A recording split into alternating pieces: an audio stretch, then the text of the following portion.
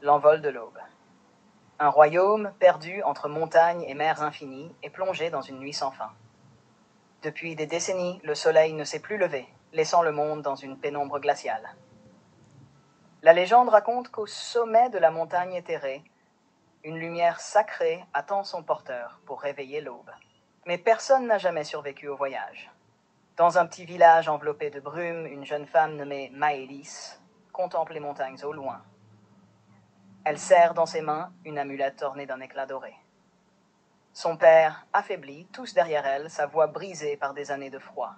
« Père, tu ne peux pas y aller, Maëlys. La montagne a pris tant de vie. Je ne veux pas te perdre aussi. » Maëlys, mais déterminée. « Si je n'y vais pas, le village mourra dans cette obscurité.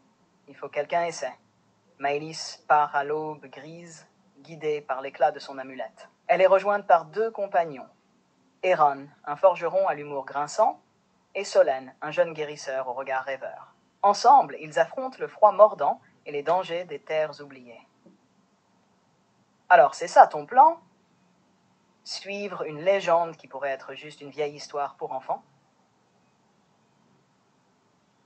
Peut-être, mais si cette histoire peut ramener le soleil, ça vaut le risque. Solène. Parfois, croire suffit à donner du sens à une quête. Leur voyage les mène à travers des forêts gelées, des rivières figées et des plaines battues par le vent. Chaque nuit, l'amulette de Maëlys brille un peu plus fort, semblant les guider. Une musique douce et mystérieuse accompagne leur progression. Un soir, alors qu'ils campent près d'un lac gelé, une silhouette éthérée apparaît dans la brume. C'est un esprit de la montagne, une femme lumineuse enveloppée de voiles scintillants. Sa voix est mélodieuse, mais empreinte de tristesse. Esprit de la montagne. Pourquoi venez-vous troubler la paix de ce lieu? Nous cherchons la lumière de l'aube. Notre monde a besoin de chaleur, de vie. La lumière que vous cherchez n'est pas une flamme que l'on allume. Elle naît du cœur de ceux qui osent affronter leurs ombres. L'esprit disparaît, laissant derrière elle une lueur qui les guide vers un sentier escarpé. La musique devient plus intense, marquant le début d'une ascension périlleuse.